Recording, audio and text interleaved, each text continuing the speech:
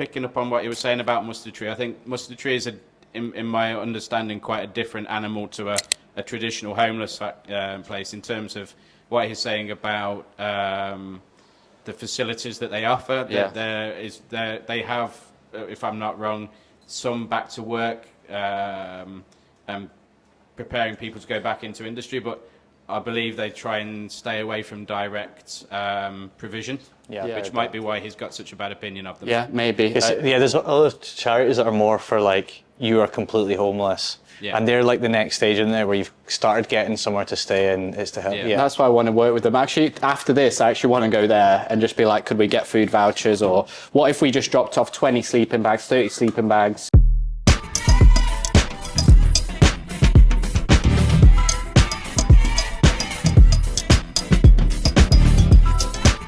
So we're going to Mustard Tree because they are a homeless charity and they're just down the road, so it makes sense to work with them because you know they've already established 20 years now. They've got cafe, clothes, they sell food, they've got facilities, and we've got upcoming resources, i.e. money. Don't laugh at the briefcase. Honestly, my very first job, like weird going in my very first sales job, I was an email marketing company, and I came in with a briefcase. There was nothing in it but highlighters. And if people, did you do sales for them? Did you? Yeah, I did sales.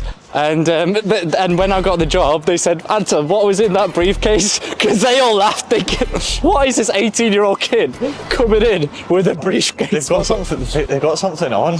Look, there's like a banner out. All right. Oh God. Basically, we've been documenting things. So we started off by just going and meeting homeless people, getting them like, getting all like, the red ones are ours. So I'm sure we might get an order from the kids. Yeah, maybe like stop trying to help them. Yeah, and we're like we're trying to tell the story of people on the streets and make them more real. Because at the moment, like people, like I don't need to, you know just as well as anyone. So we're trying to like document it more so that people that are scrolling through Manchester, like, oh, there's like a story about like a homeless person, and they actually like, I suppose, connect to it more. So that's why we're filming everything. And when people donate to us, we go, all right, we've had 500 quid donated. Here's where that 500 quid's going. We're just like recording everything. Show the impact. Yeah, exactly. So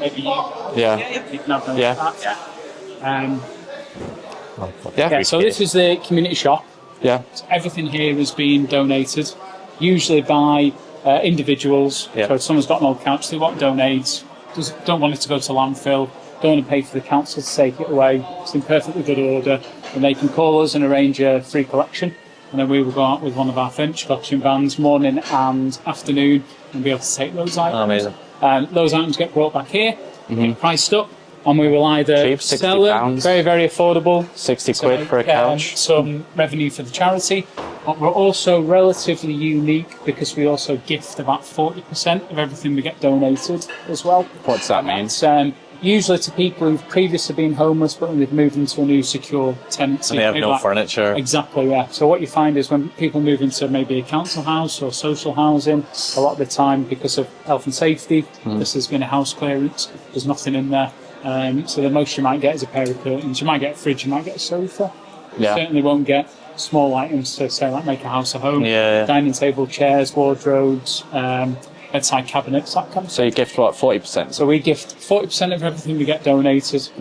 People come to us, they register, they can bring their proof of benefits and their new tenancy agreement, and then we sign them up as a client, and then we can load credit onto people's accounts so they can come and do their own shopping for those items. What makes them a accepted on?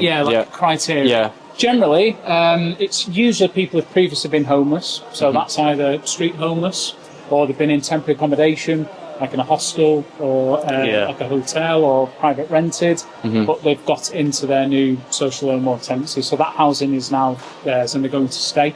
Once they're settled, then we can offer those vouchers to be able to get items to people to get them started. Exactly. A lot of cases, the council, the housing association will top it up as well.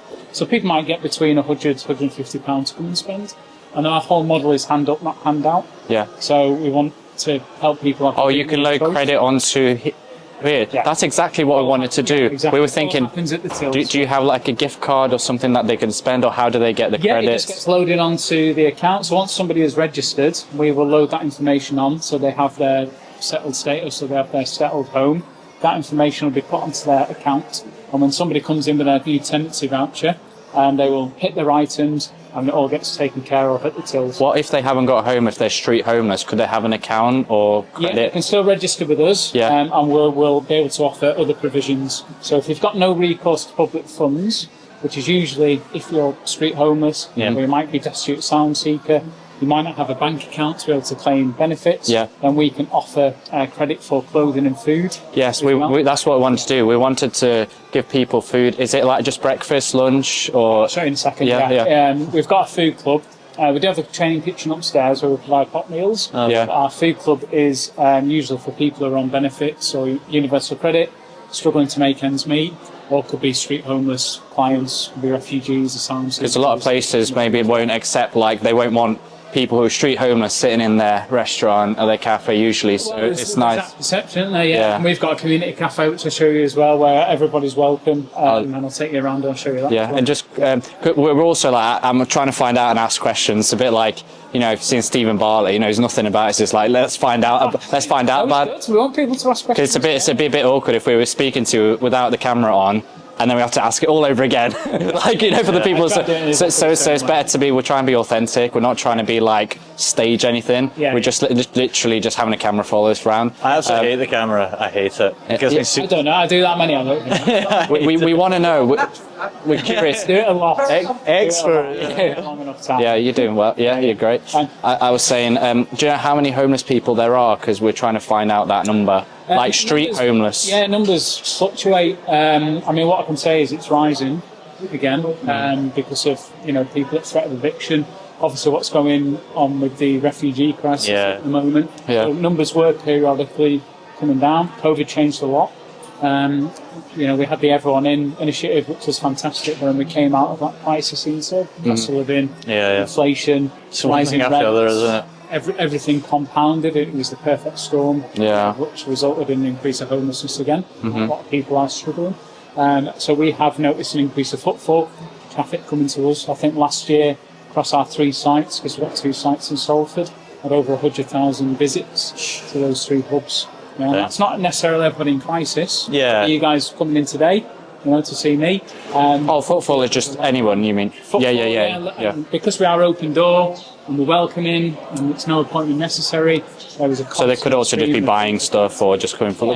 We came for breakfast as well the other day. A couple of people visiting the Yeah, cafe, yep. people visiting the shop, also people using the food club, people coming in for clubs and classes. Yeah. We cover everything really. There's a lot of people in There is, yeah. Manchester that use our services. That's how it works. So have you got a number? Like we ask homeless people, they think, oh, there's 100 or there's 300. Like street homeless on the street, for you to walk down the street and count them, like how many? Is there a list? Have you got have you got to see on your own? Have the updated information. I would check there. And it is very, very difficult. We should pay for running digital billboards and have it update every day with how many homeless there are. Yeah, that would be great. Imagine that as awareness. Because what I would like to know, let's say there's 300 street homeless people, they're registered, like the ones we see. If we could just load some money on all their accounts, and today they all got food for a week, something like that. Like we could put like £150 onto everyone's account if there's 300, and that done for like a month or a week or something. Yeah.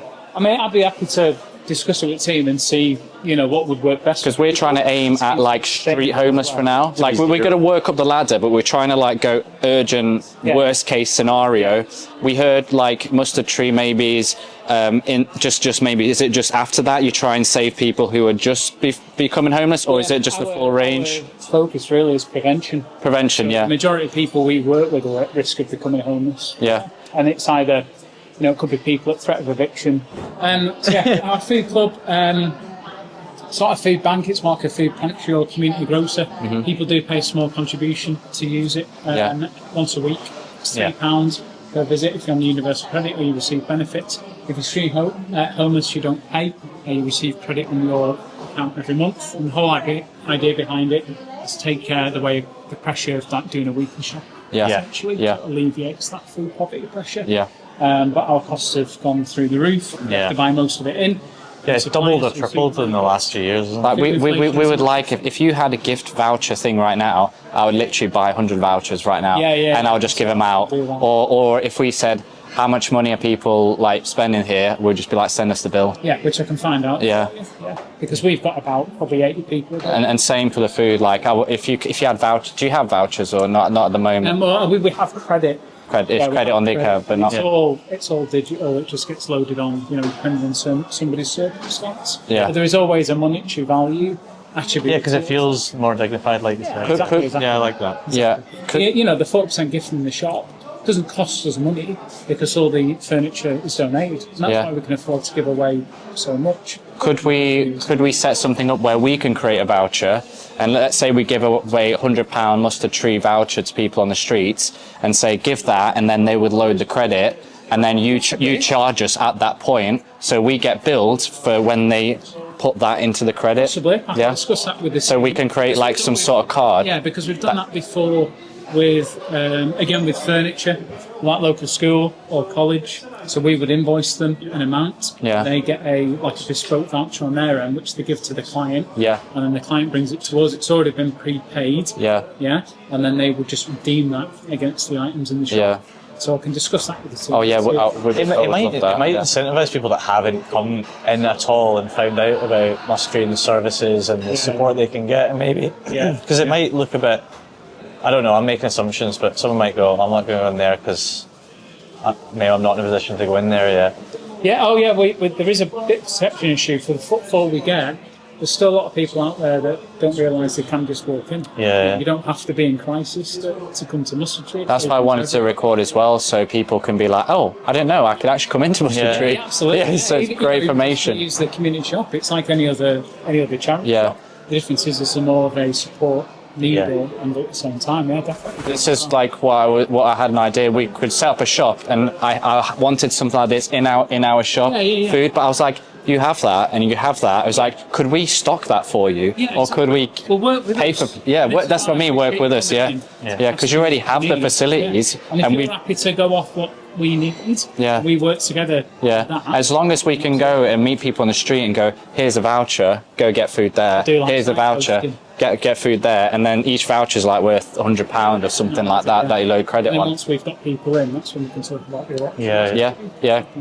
The one thing I didn't mention is about our training programs. That's the Freedom Project. People come to us, learn new skills, build the confidence, find work. So all our areas, like the retail area, café, doubles as a training platform. So if you want to go work in hospitality, you want to go work in a kitchen or a hotel or a cafe, coffee shop in town, this is a really good place to come and train. People can train for us on average about 6 months. Learn those skills. We'll get people certificates, get people on training, get them into other services, get them work placements, and that's just what I'm saying about the long-term support. Yeah, that's because we could take somebody who was on the street, come and train with us, build your income, get your job applications done, get you set into settled homes, get your furniture sorted, help maximise your income. And you've got a real life then, haven't you? This is exactly what I wanted to set up. I really wanted to set up a retreat, which was all of this. But it was even for like people off the streets can just come in, and there's beds and there's. So what we've got to realise is like not everybody will be ready for the Freedom Project straight away. If you're street homeless, you don't know where you're going to be sleeping that night. You're not going to be thinking about getting a job. You might not be able to get a job. You need to get that first layer. Yeah, my idea was give them a safe place, and then maybe in a week, a month, or something, they'll start going, okay, what's the next step? 100%. Yeah, and then you need that next step. Our team used to say that when someone's got a roof over their head and they know they're not going to get chucked out or evicted, that's when people start going, I can think of other things, I can think ahead. I was speaking to somebody outside Victoria Station, one of our regular clients. So have you been into the street today? It's like, mate, I can't even think that far ahead. I don't even know what I'm doing in the next 15 minutes. So we've got to be able to take those stories and case studies. That's something else what I do as well. Stories. With our Willing Freedom Project training. That's exactly what we want to do. People's stories. What is your story? Yes. I can do it in house, but I don't have the equipment. I don't have the expertise. Oh, please bring it in. I'd love to contact us. Definitely. That'd be great. That's how that works. Let me get your card off reception. I'll write my email address on it. Let's keep in touch. I will speak to my guys about what you're looking to do today. Yeah. The website's live, right? Yeah, that raffleaid.com. Yeah, Yeah. it's raffleaid.com. I'm going to give you my direct number. Yeah, Amazing. So we can Thank keep in you. touch. Yeah. Yeah, and be able to take it from there. yeah. I'll give you this as well. So you can take it with. Is that a WhatsApp number? Yeah. So Yeah. save that. Send us a message. No, it's just Signal because it's like it's obviously. Technical difficulties. And you have to order an Uber. Is it all right that you get on with that viewing yourself? Yeah, that's fine. Yeah. And then raffleaid.com is the new charity, and then raffle.co is the company that this will be funded by. Great. And then also Anthony at Raffle, because I get a lot of emails, so I sometimes miss them. You can always message him. Yeah. And then Might just go through WhatsApp. .com. And then Why are you just sending me your driving license? thank you. See you guys. Yeah, all right, take care. Sorry, I can't. Oh yeah. Yeah. Thank you very much. Nice to meet you, Jack. Yeah, that was actually way more than we thought. Yeah, it was like really that was good. amazing. We literally we don't know what's going to happen. I feel like we should have gone sooner. Yeah, we should We have. went and scoped out, but just got food, and we were a bit too awkward to ask, weren't we? Yeah. Can we stop? Because I need to. Or are we walking towards that place? Yeah, we couldn't. I need to order that Uber. Yeah, now, yeah. Yeah. Stop and then we're done. No, don't stop. No. No, stop recording. I meant to stop never, walking. never, ever stop recording. I meant to stop walking. Just I could see from the corner of my eye, I was like this, looking at the camera, being like, you better be filming this. Yeah, exactly. I'm like, don't put the camera down. Don't put the camera down.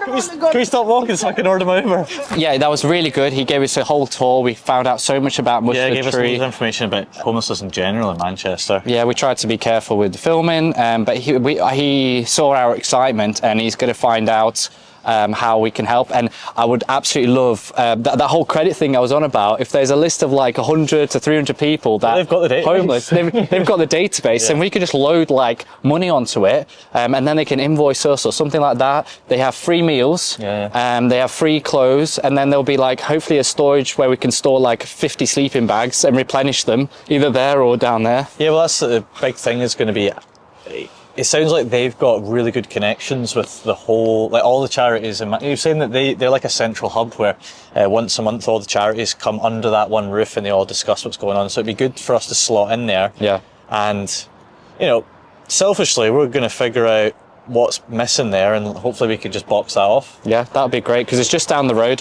Right now, I'm going to. There's a vacancy of a building right opposite our street on the corner, Perfect. and it's like ground floor, top floor, and it's 41k per year, which is just within budget, which we were going to do for like Raffle Aid, but we Very could good. also do it for both Raffle and Raffle Aid, or it could just be the Raffle Aid where people could just come and collect all the stuff. But yeah, first we're just going to speak to Thingy, Mustard Tree, but then yeah, if they could say you can go get all the stuff from that building, We could just do it. we can do it. I'm going to that viewing now. You've got to run I to just save shoot, yeah. your girlfriend Beth Yeah. from death by cakes. Yeah, I've not heard from her in an hour, so I don't know if she's like falling asleep or something.